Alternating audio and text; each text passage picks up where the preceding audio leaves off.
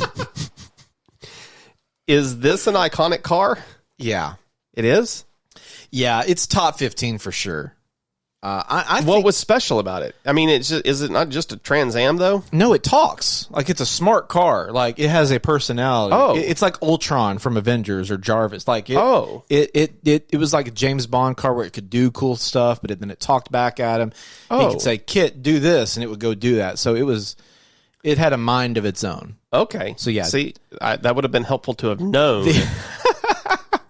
The coolest thing for on Kit for me growing up was that of course it had the Trans Am headlights that flipped up. Yep. But then it also had this little red beam that when Kit would talk or when it was thinking or something, you have this little red light that goes back and forth. Inside the car? No, on right there. Oh, right there. Yeah, in between the headlights. That indicated, it was a smart car. So that was always and I think I feel like in my memory there's some promo. I don't know if it was from the original or the remake, or like it's like a darkened room and all of a sudden you just see that little red bead go back and forth and the headlights come on. I feel like maybe this should be around 20. Really? I mean, I don't know anything about it. It's kind of hard when you've never experienced it. So I think it's definitely top 15. I think 10 is for a lot of people. 10 is a great spot for it. Really? Yeah. What's number 9 though? Magnum's Ferrari from Magnum PI. Yeah. Were you a big Magnum PI fan? No, not big. Yeah. I've definitely watched some of it. I recognize the vehicle. Yeah. I feel like this is probably a little high.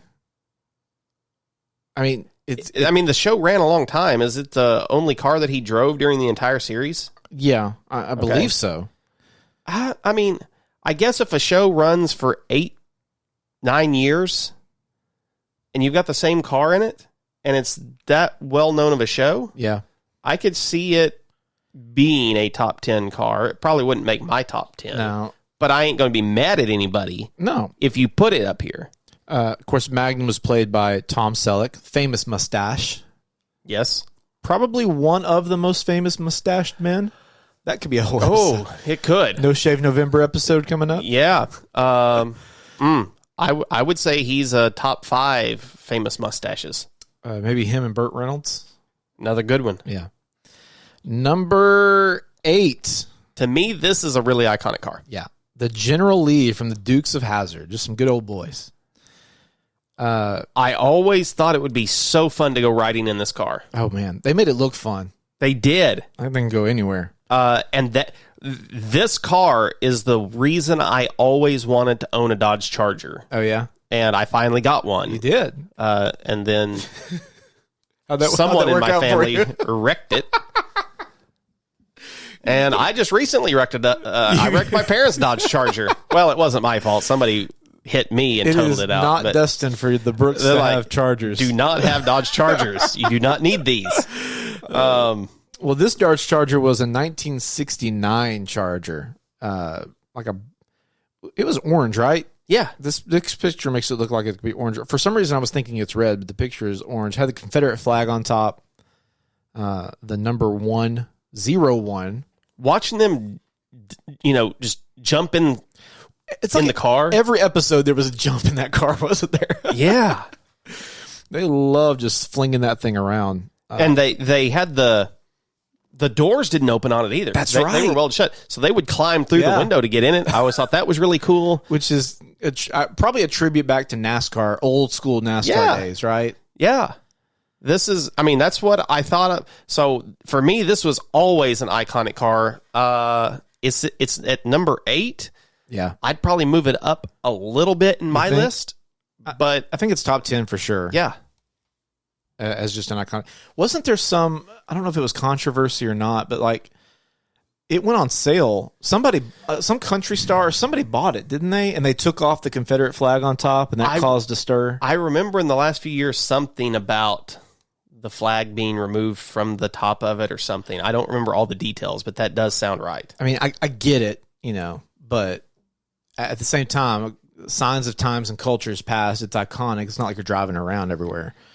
It says throughout the 7 seasons, the general was portrayed by somewhere between 255 and 325 different cars.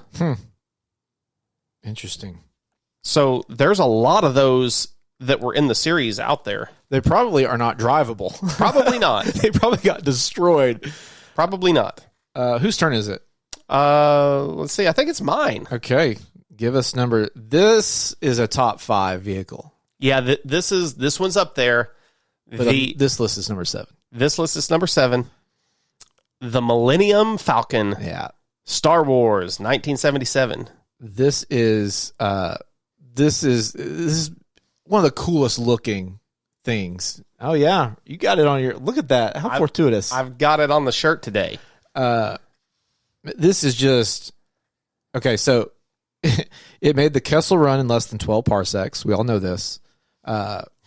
We hope you know this. Yeah, it is a YT 1300F light freighter capable of reaching 0.5 past light speed, of course, according to Han Solo himself, who is the one true pilot of the Falcon with Chewbacca. With Chewie.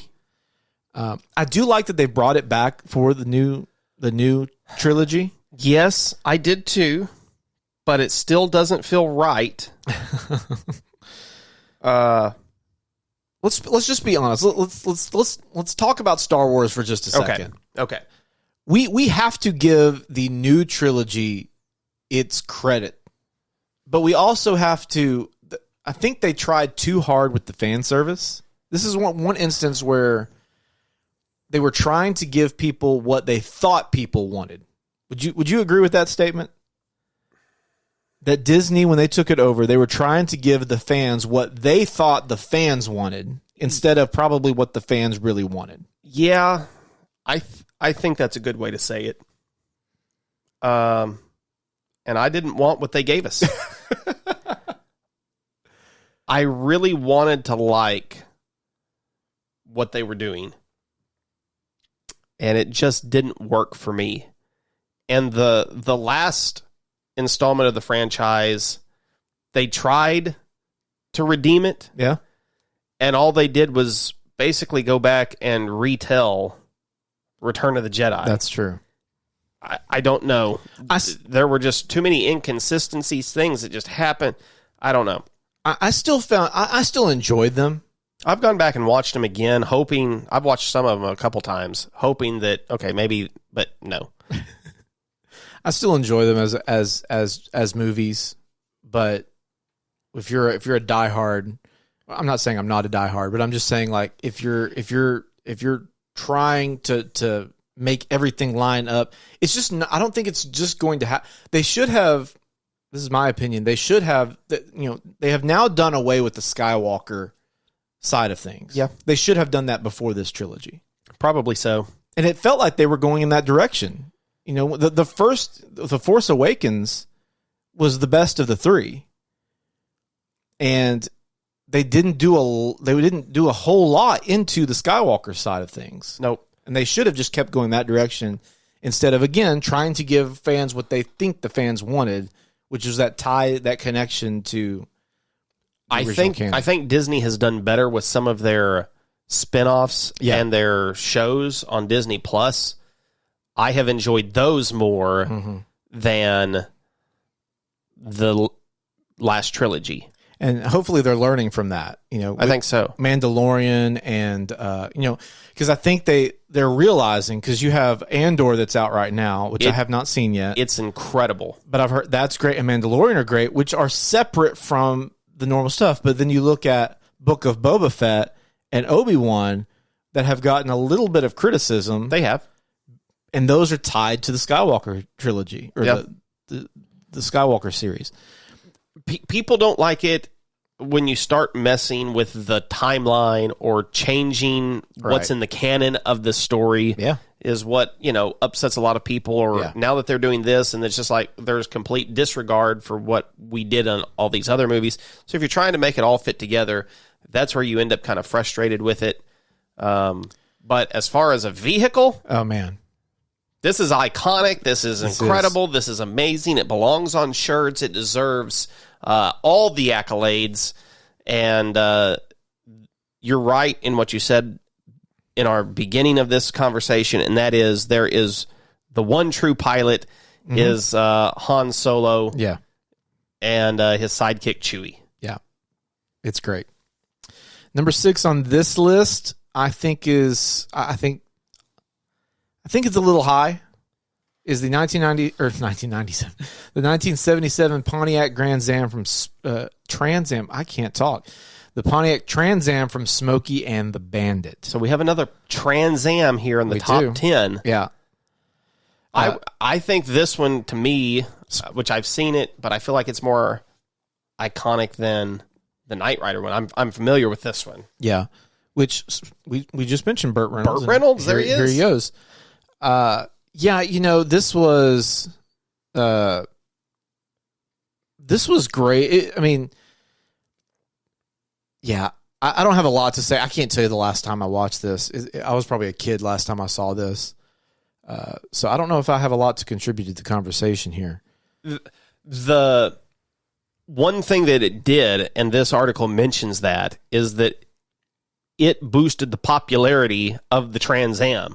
Yeah. It says that sales of the Trans Am doubled in the 2 years following the film's release. Wow. I mean, Smokey and the Bandit was such a huge blockbuster film at the time. Yeah. So again, I'd like to know what kind of deal did they have with Pontiac? That's a good point. Did they get something, because that obviously sent their sales through the roof. Yeah, that's a great point. And I think what helped is it showed speed. This car showed speed, always running and stuff like that. And so that helped. That probably helped boost sales a little bit too. All right, give us number 5. Number 5 is the 1932 Ford Deuce Coupe from American Graffiti. Yes. This was George Lucas's first film, wasn't it? Uh-huh. I believe so. I've never watched it. I haven't either. I know it has Harrison Ford in it. It does. But I've never seen it. I have seen this car. To me, it's not top 5 for me. Again, it's not for me either. I know there's probably a lot of people that are like, man, I can't believe you haven't seen American Graffiti. Yeah. It's such a iconic movie. It is. But I haven't seen it. Sorry, Internet. I don't know. I look at these apologize. cars. I think these are very popular cars. I had several of these again as Hot Wheels. Oh, yeah. Just hot rod cars is what I, It's a great looking car. Just a rat rod, street rod, whatever you want to call it. Yeah. Is there a car you would put in its place from your other lists? I've got one. Yes, I do have one that I would put in its place. Go ahead. That is Herbie the Love Bug. Yeah. To me, that is a top 5 car. Yeah, I think everybody knows the Love Bug. Put it Love in my Bug. top 5. It's top 10 though for sure. Yeah. Yeah, it's super iconic. Everybody knows what that looks like.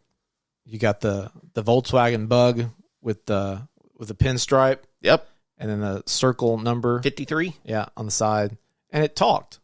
Yes. It had a personality. Didn't they do a cartoon of it at some point, or am I making that up in my head? That sounds right. Because I'm picturing the headlights coming to life, or maybe that was from Who Framed Roger Rabbit. That may be what I'm thinking of, because I think it made an appearance in cartoon form in Who Framed Roger Rabbit. Yeah. It's been a long time since I've seen that movie. It's been a long time. One I would probably put in there also, if we're giving some shout outs and moving some stuff, the 1967 Shelby Mustang GT 500, otherwise known as Eleanor, from Gone in 60 Seconds. Yeah. That is, man, I love that car. Then I would put right along beside of it the Mustang from Bullitt that Steve McQueen drove. Oh, yeah. It kind of set the standard for car chase movies. Yeah. And, I mean, Ford has made Bullitt editions of the Mustang. Mm-hmm. And I think of Mustangs, I think of iconic vehicle, I think of movies. Yeah. You see those in a lot of movies. Yeah. Okay, whose is it? Mine or yours? Mine. Number 4. This is definitely top 5 worthy. The Mystery Machine from Scooby-Doo. Where Are You? 1969. and since, like, it has made an appearance in literally everything Scooby-Doo has ever done. The Mystery Machine, iconic, and you can smell it. Like, if you just picture this car, Absolutely. you can smell the inside of it. Absolutely. It's like incense and reefer and old polyester. Yep. I mean, you see people driving around with vans that still look like this. Yeah. You know, they make them up to look like the Mystery Machine. Yep. It is iconic. It is. People of all ages know the Mystery Machine. Yeah, the blue and green with the orange flowers and Mystery Machine on the side of it. It's with Scooby, Shaggy, Velma, Fred, Daphne, all of it. I think this was Shaggy's van, wasn't it? If memory serves me right. Like, this was his. I believe so. They just used it. It seems like it would be his van. I was going to say, if it wasn't, it should have been, because it feels like, and I don't know, I think of Dumb and Dumber every time I see Shaggy and I see this van. I'm like, it is, yeah. Yeah. Super iconic. Definitely top 5 worthy. Give us number 3. 3. Yeah. This one is the USS Enterprise from Star Trek. Yes. Um, Okay, if you had to pick between Enterprise or Falcon, which one are you picking? the Enterprise. Really? Yeah. As far as the ones that are more iconic, I think that it is. Wow. I think more people know Star Trek, have watched Star Trek, than they have Star Wars. You think? I think. Wow. Just because you had the TV series that has had multiple spinoffs that have run since the 60s. It's true. Plus, you've had the movies. The Enterprise, I feel like, you know, is probably more iconic. It's Slightly. definitely much more sleek. It feels fancier. It's a lot bigger. Feels faster. I mean, this Yeah. was something that people were living in Right. this. Yeah. I mean, this is a massive, Yeah. you know, I'm sure it's out there. I would love to see a side by side, like a size comparison. yes. I'm sure it exists. So you had this captained by Captain James Tiberius Kirk and Mr. Spock. Who is you like, Shatner or Chris Pine as Kirk? Shatner. Yeah, you got to go Shatner. And Leonard Nimoy as Spock was super iconic also. Yeah, it's been in every film franchise. It launched in the year 2123. Can you imagine 100 years from now, we're going to catch up to when Star Trek was supposed to have taken place? Yeah. So you can imagine in 100 years, man, the nerddom that's going to happen. They're probably going to build a life-size version of the Enterprise for all the nerds on the anniversary or the birth date of the actual Enterprise. 100 crew member, 850 passengers. So you're right. It is a massive vessel. Okay. You wanted this. Here's the nerdy info. The maximum figures for the Falcon, it can run on a minimum crew of 2. The crew to passenger ratio changes throughout the Enterprise's 7-year mission. Trying to look through here. Traveling speed, it can go. This is very difficult to translate from one. They're dealing with one thing to the other. I don't know. Here's the ship sizes. So this is what you asked about. There's the Millennium Falcon compared to the USS Enterprise. So it's like a little dot. Speck. Like, I think the bridge of the Enterprise is probably bigger than the whole Falcon. Absolutely. Wow. Okay. I believe it's me. Here we go. Number 2, the Aston Martin DB5 from Goldfinger. Anything James Bond drives, I mean, I think you could just couple this as just James Bond's car. That's what I wanted to say, was James Bond vehicles. Yeah. Go right here. The Aston Martin, to me, is the most iconic of them, but anything that Bond drove, like in the new ones, he drove an Audi, didn't he? Did he? He drove a few Audis, I believe. In Spectre, he drives this one. Yeah. He brings it back. They bring it back as they end the book on Bond. Yeah. But I was glad to see the gadgets come back in Spectre. Yes. They were missing for a couple of movies. And I was glad to see some of them come back. The Spy Who Loved Me, maybe? There was I've got it pulled up here somewhere. While you're pulling that up, I'm going to let you know some of the things that the original, this Aston Martin from 64 was equipped with. It had spike strips, a smoke screen, revolving license plate, oil dispenser, ejector seat. It had guns in the headlights. It just had everything in it. And they brought a lot of that back. So the Aston Martin was featured in Thunderball in 65, GoldenEye in 95, Tomorrow Never Dies in 97, Casino Royale, Skyfall, and Spectre. So it made an appearance in all of those. But I don't think it's the one he always drove, though. No, he drove a lot of things. Yeah. In some of the movies, he drove BMWs. Yeah. And he may have driven Audis in some of them. But the one I was thinking of was from The Spy Who Loved Me. It was a Lotus Esprit. Oh, yeah. And this was the car that he drove it into the ocean, lake, whatever, and it turns into a submarine. Yeah. I thought it was so cool. Just so awesome. Yeah. James Bond always had the coolest tech. Always had the coolest tech. Okay. I'm a little jealous you get number one on this list, but go ahead and take it. All right. Number one. It's the Batmobile. Yes. Batman. And I would say any iteration of the Batmobile is iconic. Okay. That's what I wanted to talk about. Can we just take a couple minutes and go through the Batmobiles? Let's take it. Of the ages. Yes. To kind of decide which of these we think is the best, because I think we would have to agree. I mean, we're going to go to bracket this, but I feel like the Batmobile has a really good shot at winning this thing. I agree. And are we going to have to be specific, or can it be just 8 different versions of the Batmobile in the bracket? Let's see if we come to a consensus on this. Okay. Do you have?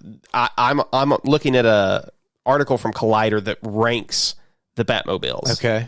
So they put the Batman Forever Batmobile at number 8. Yeah, I don't even hardly remember that one. I don't either. Yeah. I'm not crazy about the way that one looks. Of course, that movie was a dumpster fire anyway. The Tumbler. That's low. I loved the Tumbler. From Batman Begins and that trilogy, the Dark Knight trilogy. Yeah. I thought this was a really cool one. I did too. It was a different, like an armored tank. Yeah, it was. It could just roll and tumble. It was a real creative way to approach it. Because remember, Christopher Nolan was trying to go for a little bit more realism. So he was trying to find something that would maybe have been practical for the military to use, and they come across it. So I think 7 is too low, though. Way too low.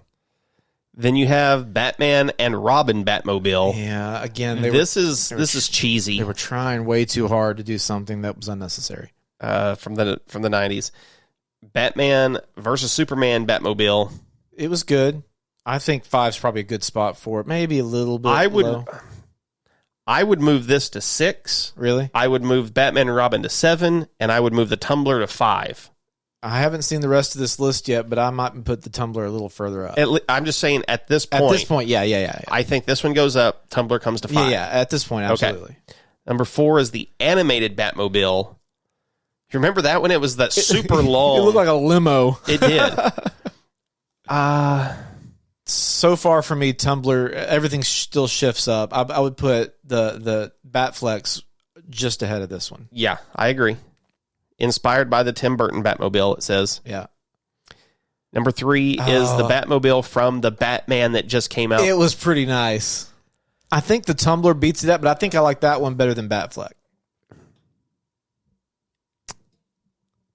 This, you don't like it, do you? I love it. Okay. I have to put it ahead.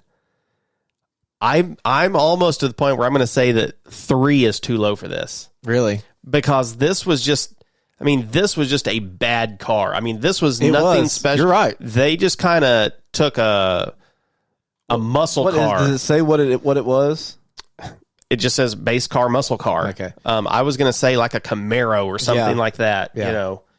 Yeah, It just felt like a really I think gritty car for what was a gritty movie. From what I remember, I feel like 3 is going to be a good spot for that for me because I might put the Tumbler one above it. Number 2. Oh, the Adam West, though. The OG. Yeah. And I feel like it has to be up here in the top 2. I think that you're doing a disservice to the Batmobile. I mean, that car looks so cool. We talked about it. It's on display in a museum somewhere, maybe in Tennessee, maybe Pigeon Forge. We discussed in a podcast sometime. It was based on a 1955 Lincoln Futura. That's hard. That's tough. That is iconic. You're right. That's You're iconic. Right. Man. Number 1, yeah, the 1989 it is the best one. Batmobile. That's hands down the best one. Do you not agree? Yeah. Yes, I agree. I mean, that was just a sick looking car. Like, I agree.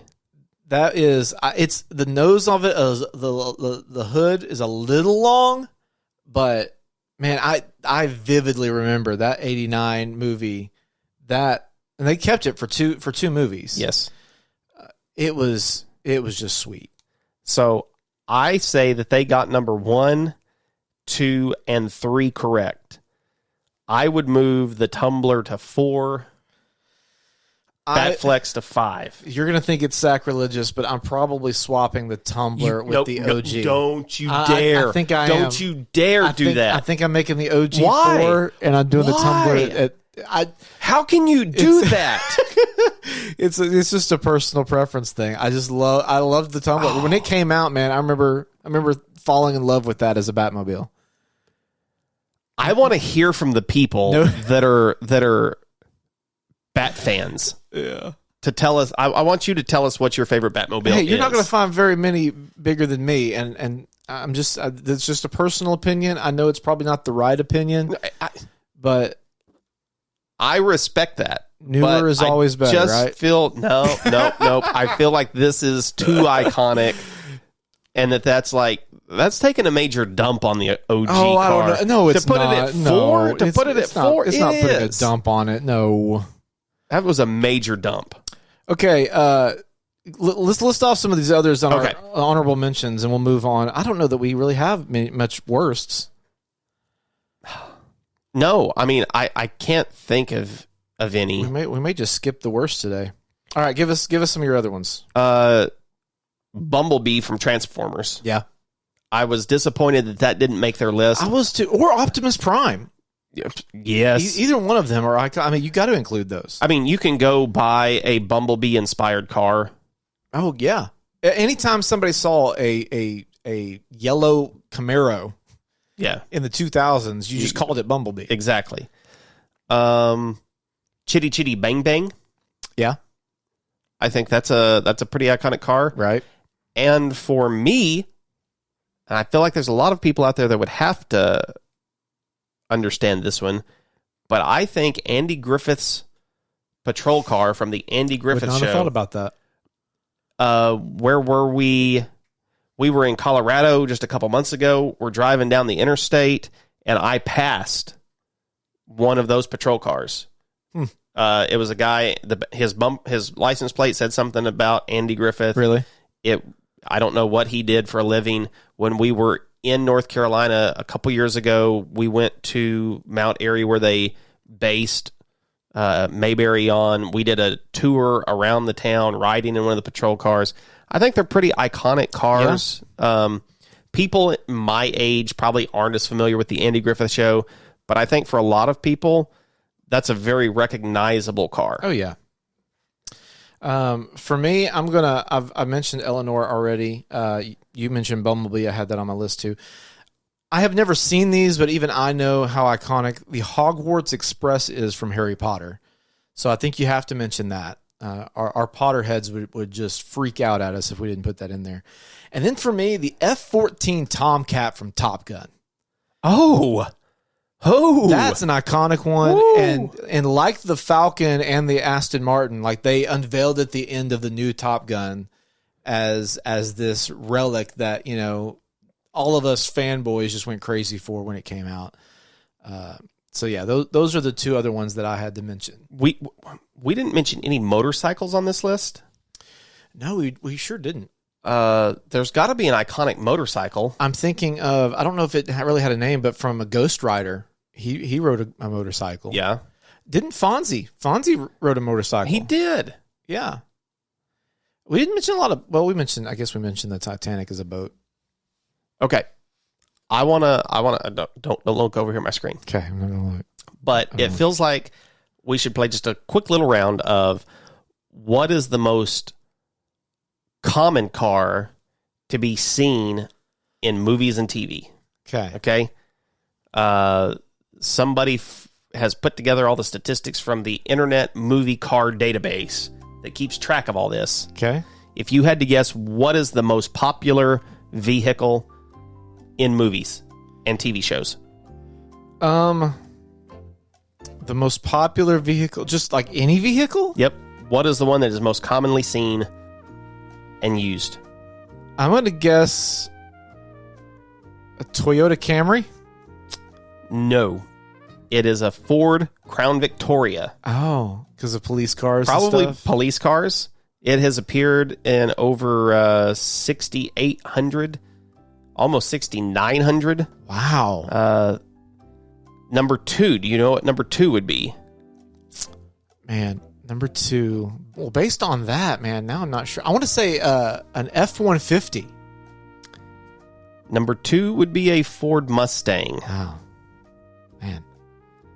Out of all the car If you're talking like makers, if you're, do you know which maker has the most cars or vehicles that appear in movies and TV? it's got to be Ford. Ford leads the way with 30,523 appearances. Number 2 would be Chevy at almost 14,000.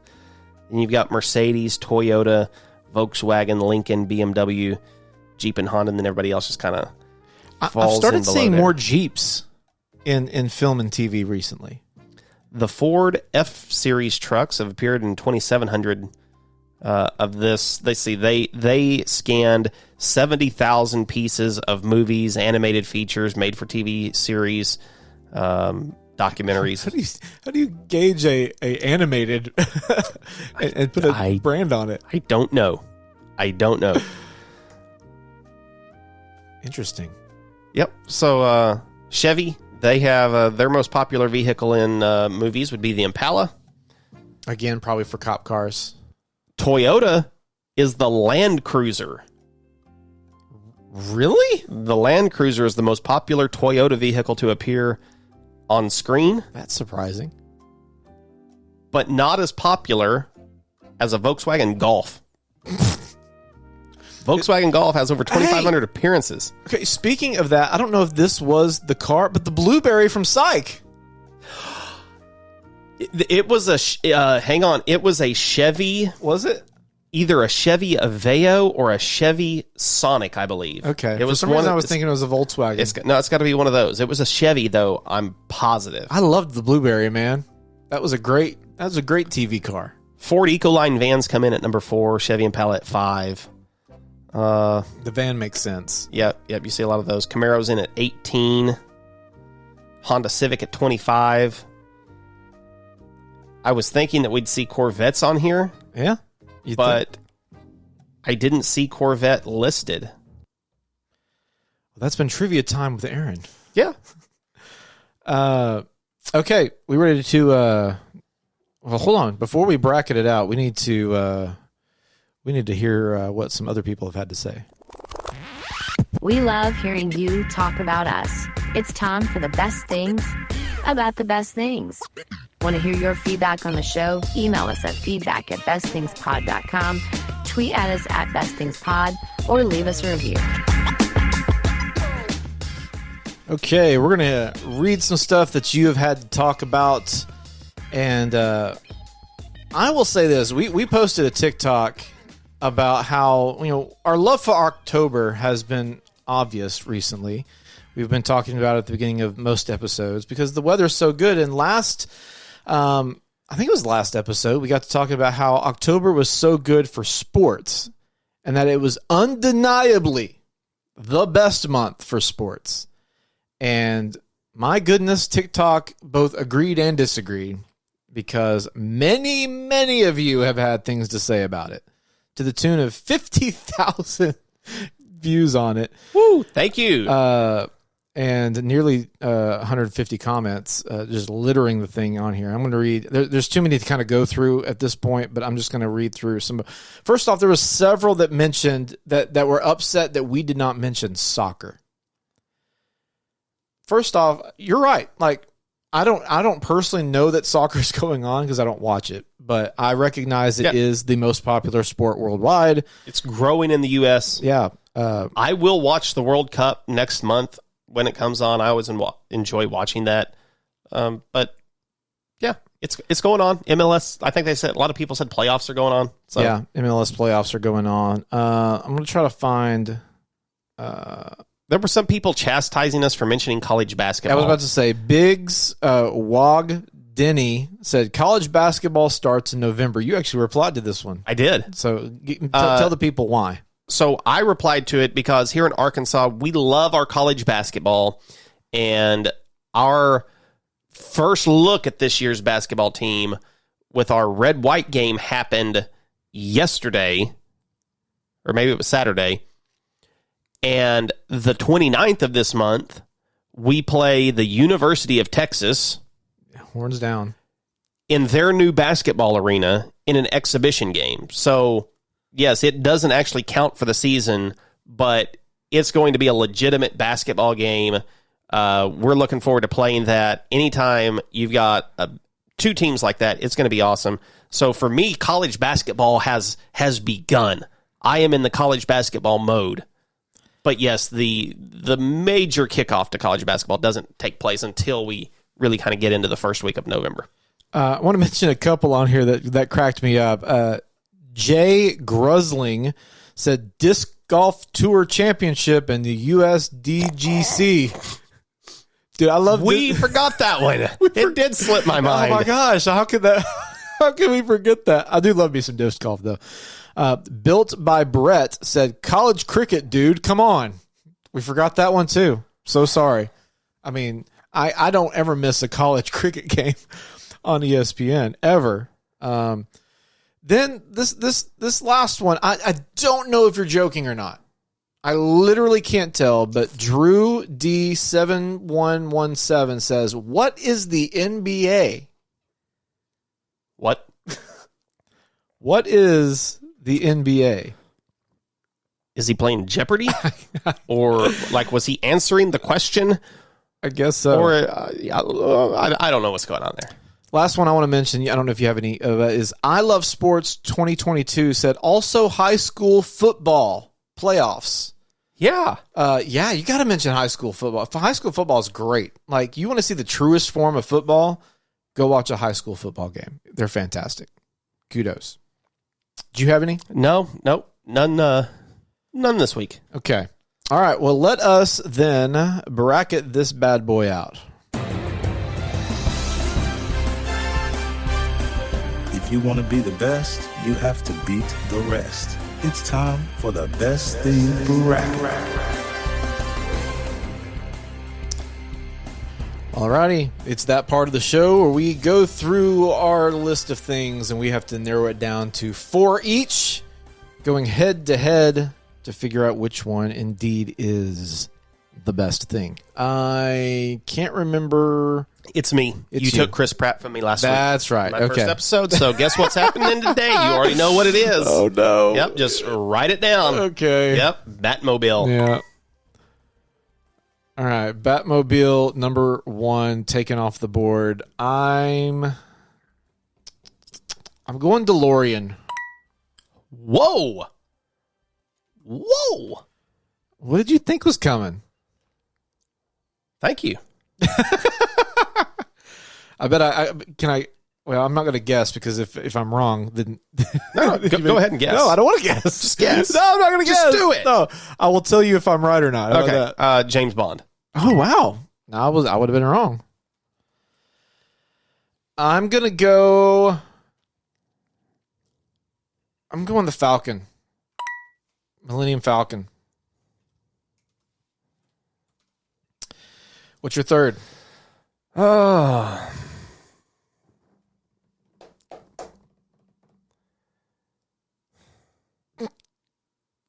I'm going with the. This is tough. I've got like 3 that I want to pick. Well, you've got 2 spots left, so I know. there's a lot of good movie vehicles out there. That's one reason why this is so tough. Give me Liberty, or give me death. you've got the Enterprise. See, I'm tempted to do that, and it would make a wonderful You've matchup got there. the Mystery Machine. That's where I'm wanting to go with it. But yeah, give me the Mystery Machine. Okay. Mystery Machine. Which means I get to take the Enterprise from you. All right, your fourth one. I want Ghostbusters. Oh, I forgot about Ghostbusters. All right, and then with the final pick in the draft, I'm going to pick. This is tough. I'm going to give you 3 that I think deserve to be up there. Okay. Okay. I think I already know where I'm going, but I'll The A-Team van. yeah, it was close. The Dumb and Dumber car. That's And the General Lee. I think all 3 of those have arguments to be in the bracket. which is surprising that you didn't mention the Jurassic Park Explorers. Those would be... You consider those top 10, and they're not here. Yeah. We've got 8. They're in the next 2 out. I'm going to do the Mutz Cuts. Okay. I think that's worthy. Yeah. It's gotta, it's a top 8 for sure. Okay. So that gives us the Batmobile. The Batmobile It's not versus even, Mutz Cuts. We don't even need to vote. Glad you were here, Mutz Cuts, but you're moving. You're staying put. Batmobile's moving on. DeLorean versus Ecto 1. This is hard for me. This is really, really hard for me. It's not for me. Oh man, 3. I know confidently what it is. All right, let's just say what we think. 3, 2, 1. DeLorean. Ghostbusters. Okay, 1 to 10. Let's go DeLorean first. 3, 2, 1, 8. 9. Ecto 1. 3, 2, 1, 9. All right. Ecto 1 moves on. Gosh, that's an upset. I feel like that's an upset. I think you would disagree, but I think that's an upset. James Bond versus the Enterprise. So I'm assuming you're talking the Aston Martin, but like any James Bond vehicle, I think fits in that category, right? Yeah. All right. So James Bond, Enterprise, 3, 2, 1, Enterprise. Wow. Okay, let's number it out here. James Bond vehicles in 3, 2, 1, 8. Which one? James Bond. 9. Enterprise in 3, 2, 1, 9. 8. Okay. We gotta go to 100. All right, James Bond. We're on James Bond. Okay, yes, thank James you. Bond. Thank you.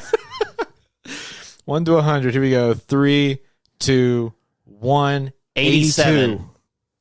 Giving it 82, 87, 170. 169. 69. All right. Enterprise. We're on Enterprise. See, I did too. Enterprise in 3, 2, 1, 85. That's 190. Enterprise. No, it's not. It's not 190. It's 170. Yes. Okay. By the hair of its chinny chin chin. 1 point on the 100 scale. All right.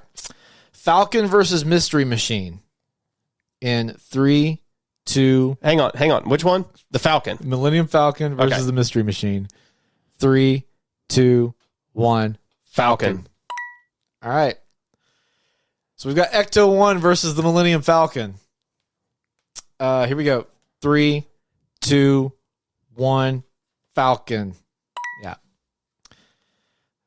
It's very rare we've got a little 2-seed down there popping its way all the way to the front. Okay, Batmobile versus Enterprise. 3, 2, 1. Batmobile. And was there any doubt that it'd be Falcon versus Batmobile? No. All right, here we go. This is like, if you're a dude listening to this podcast, a child of the 80s or 90s, like you are, this is it. Like this is just what you wanted. And you're probably screaming at us because your favorite just got knocked out at some point. But here we go. Millennium Falcon, Batmobile. 3, 2, 1. Batmobile. That's right.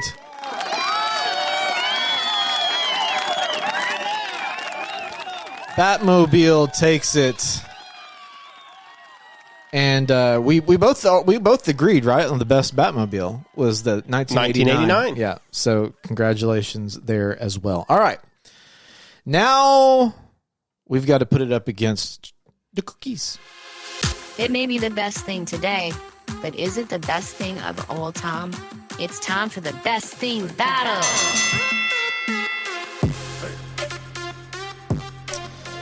Okay, we've got the 1989 Batmobile versus chocolate chip cookie that has stuck around for 2 weeks now.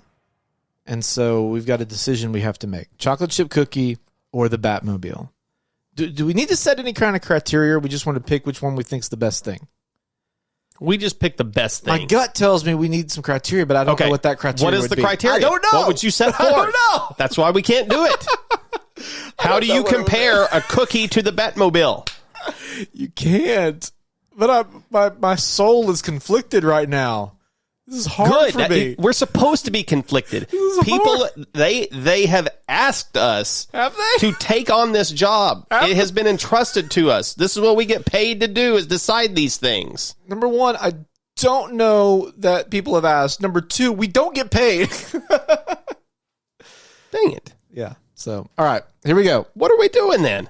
We got to figure out whether the Batmobile or chocolate chip cookie is the best thing. Okay? So here we go.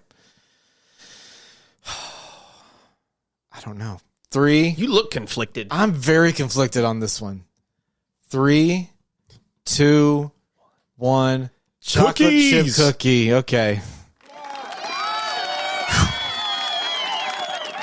This isn't tough. Yeah, but no, you want a chocolate chip cookie. You don't want the Batmobile. The Batmobile can go away forever. It's fictional. It doesn't matter. It doesn't count. It's irrelevant to anything. Well, okay. Chocolate chip cookies are real life, man. I wouldn't go that far, but the only reason that swayed me toward cookie is because I can have a cookie. I'm never going to have the Batmobile. You're never going to have the Batmobile. You're never going to drive it. No. I'm going to sit in it. Yeah. So, It's fictional. Cookies are life. Cookies are life, yes. I don't know about that. Well, we're close. Well, let one go. Take them all away forever, and then you'll see. All right, you got anything else? No. No? No. Okay. That was easy. Just remember to clean your virtual desktop today. Oh, yeah. While eating SpaghettiOs. Have some pasta. All right. Well, for the best things, I'm Craig. I'm Aaron. We'll talk at you next time. Goodbye, everybody.